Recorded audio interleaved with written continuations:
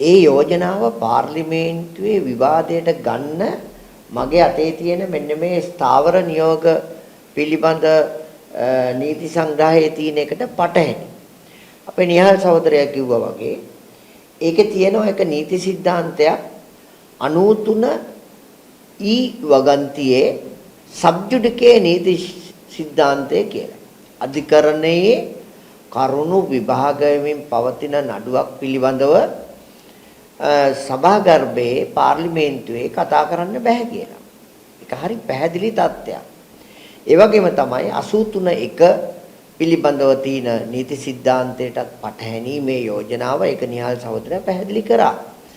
එතකොට මෙන්න මේ නීති સિદ્ધාන්ත දෙක පදනම්ව ඔවුන් ගෙනෙන ලද අධිකරණයට බලපෑම් විධායකයන් සිද්ධ වෙනවායයි කියන යෝජනාව රීති විරෝධී කියන පදනම මත පාර්ලිමේන්තු කටයුතු පිළිබඳව කාරක සභාවට බැහැර කරන්න සිද්ධ වුණා. ඒක ඔවුන් පිළිගත්තා. මන් දන්නේ පිළි අරගෙන එළියට ඇවිල්ලා තමයි මේ ප්‍රවෘත්ති සාකච්ඡාව ඔවුන් කරන්නේ. එයින් අඟවනවා ඔවුන්ට මේ අවස්ථාව ලබා දුන්නේ නැහැ කියලා මහජන පාර්ලිමේන්තු කටයුතු පිළිබඳව කාරක සභාවට.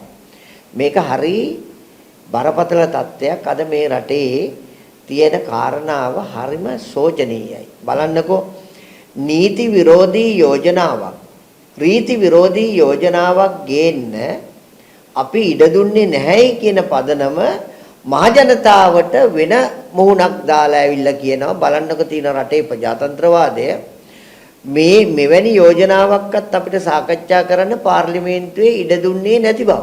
මේක තනිකර මේ රටේ මහජනතාව නොමග යවන කතාවක්.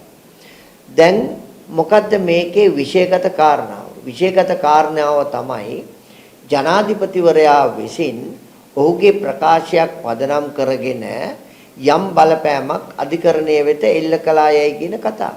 මං හිතන්නේ විපක්ෂයට මේවට කියන්නේ ඇදගෙන නානවා කියලා.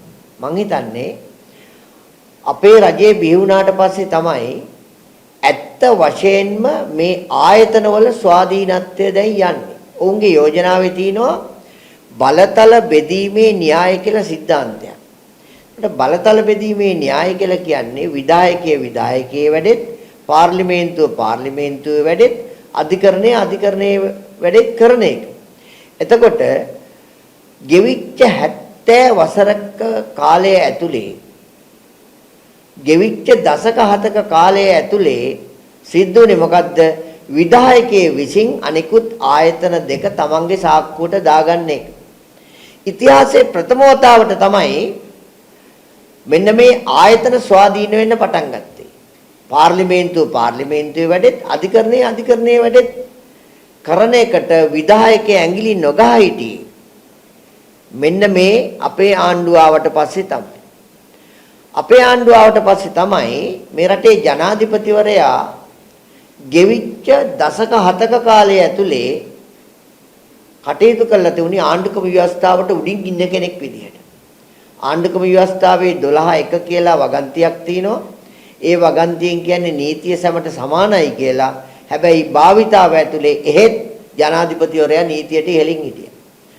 නමවන ජනාධිපතිවරයා තමයි වත්මන් ජනාධිපතිවරයා තමයි ආණ්ඩුක්‍රම ව්‍යවස්ථාවට යටින් ඉඳගෙන ඇත්ත වශයෙන්ම මේ රටේ මේ බලතල බෙදීමේ න්‍යාය හරියටම ක්‍රියාත්මක කරන කෙනා. ඉතින් අපි ඒගොල්ලන්ගේ ඉතිහාසය කියනවා නම් ගෙවිච්ච 70 වසරක ඉතිහාසය ඇතුලේ තමයි ඇත්ත වශයෙන්ම විධායකයේ විසින් අධිකරණයට බලපෑම් එල්ල වුණේ. අපි දැක්කා අපිට අහන්න තියෙනවා ඉතිහාසය ඇතුලේ ඒගොල්ලන්ගේ පාලන කාලයන් වල තමයි ශ්‍රේෂ්ඨ අධිකරණයේ අගවිනිසුරුගේ ගෙවල් වලට ගිහිලා ගල් ගැහුවා. ගල් ගැසීමේ ඉතිහාසය ඒගොල්ලන්ගේ ඉතිහාසය තමයි ලියවිලා තියෙන්නේ. Tamanට පක්ෂපාත තීන්දුවක් දුන්නේ නැහැ කියලා මහින්ද රාජපක්ෂ මහත්තයාගේ කාලේ මොකක්ද උනේ? ශිරානි බණ්ඩාරනායක මහත්මියව දූරෙන් එලවාලා දාලා සෙලාන් බැංකුවේ හිටපු සභාපතියෝ ගෙනල්ලා අග්‍රවිශකාර පුටුවේ ඉඳුවා. ඉතින් ඒවනේ අධිකරණයට කරපු බලපෑම. ඒවනේ ඍජුව කරන බලපෑම. ඒ විතරක් නෙවෙයි පළාත් පාලන මැතිවරණය වෙලාවේ රනිල් වික්‍රමසිංහ මහත්තයාගේ කාලේ අපි කිව්වා පළාත් පාලන මැතිවරණය නිසිකලට තියන්න කියලා. කල්පසූ මැතිවරණයක් තිබුණේ.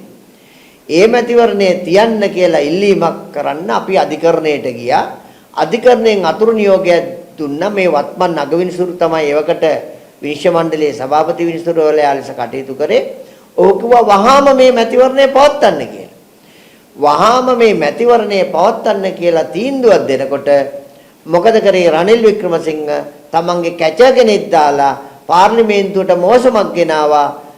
ඒ විනිශ්චය දීපු විනිශ්චයකරුවන් තුන්දෙනාව පාර්ලිමේන්තු තේරීම්කාරක සභාවකට අරන් එන්න කියලා. අන්න එහෙමයි ඒගොල්ලෝ අධිකරණයට බලපෑම් කළේ. ඉතින් ඒක නිසා අපි කියනවා විශේෂයෙන්ම නිහාල් සහෝදරයා මතක් කරාපු විදිහට අනුර බණ්ඩාරනායක මහත්මයාගේ පාර්ලිමේන්තුව සම්බන්ධයෙන් දීපු තීන්දුවක් තියෙනවා 2001 ජුනි. මොකක්ද ඒකෙන් කිව්වේ? අධිකරණය පාර්ලිමේන්තුවට ඇඟිලි නොගැසිය යුතුයි කියලා. ඒක හොඳයි. කමක් නැහැ ඒ තීන්දුව හොඳ එකක්. අධිකරණයක් අනවශ්‍ය පරිදි පාර්ලිමේන්තුවේ වැඩ කටයුතු වලට ඇඟිලි ගහන්න ඕනේ නැහැ. ඒ වගේම තීන්දුවක් දීලා තියෙනවා 2026 ජනවාරි මාසේ වත්මන් කතානායකවරයා. එයා කිව්වේ කි අනිත් පැත්ත මොකද්ද? එයා කිව්වේ අධිකරණයේ වැඩ කටයුතු වලට පාර්ලිමේන්තුව ඇඟිලි නොගැසිය යුතුයි කියලා.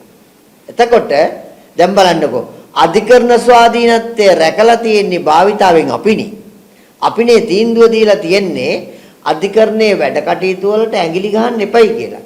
ඒගොල්ලෝ කියන යෝජනාවක් අධිකරණයේ වැඩ කටයුතු වලට විධායකයන් ඇඟිලි ගහනවා කියලා. අපි මේ රටේ පාර්ලිමේන්තුව ඇතුලේ යෝජනාවක්ම සම්මත කරන් තියෙනවා.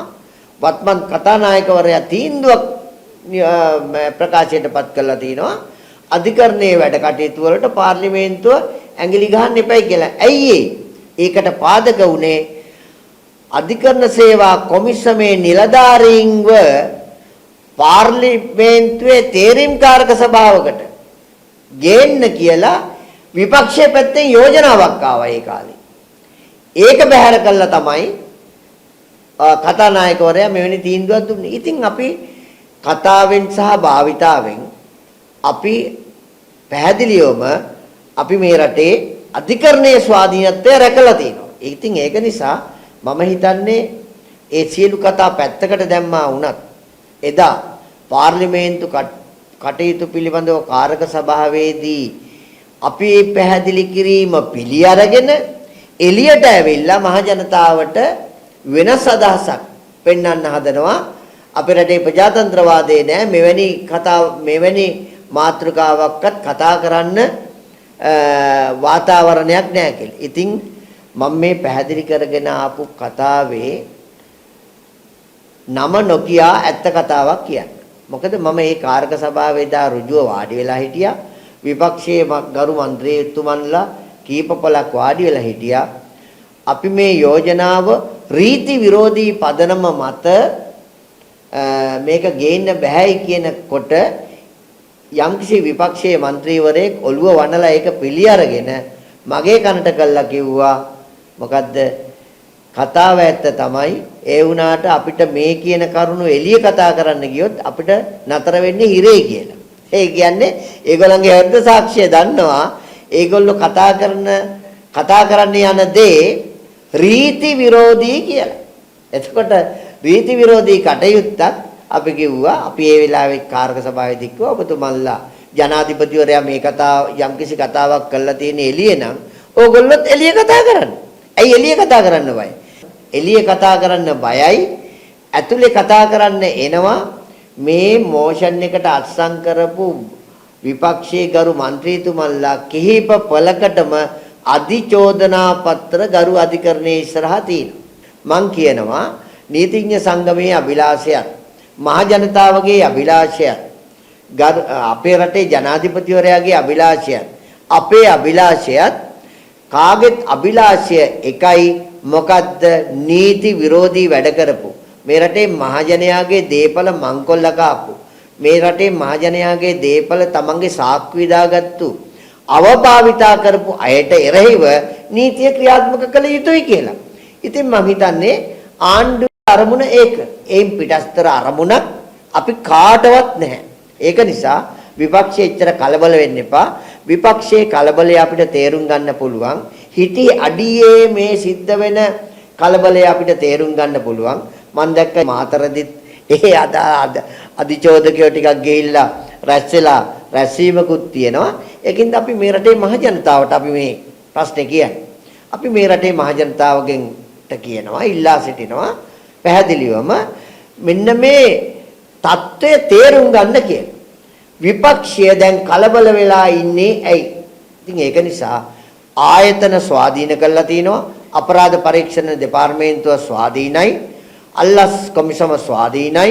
නීතිපති දෙපාර්තමේන්තුව ස්වාධීනයි. අධිකරණය ස්වාධීනයි. ස්වාධීන ක්‍රියාවලියක් ඇතුලේ වැරදි කරපු අයට නීතිය ඉස්සරහා දඬුවමක් ලැබෙමින් යනවා. ඒකට අපිට කරන්න දෙයක් නැහැ. ඒක මේ රටේ ජනතාවගේ අභිලාෂය. ඒක නිසා මං හිතන්නේ මේ ගරු ගයන්ත කරුණාතිලක රජිත් බන්දුප බණ්ඩාර මහත්තුරුන්ගේ මේ පදනම් විරහිත ප්‍රකාශය අපි තරයේ බැහැර කරනවා විතරක් නෙවෙයි යලිත් අපි කියනවා එය රීති විරෝධී යෝජනාවක්.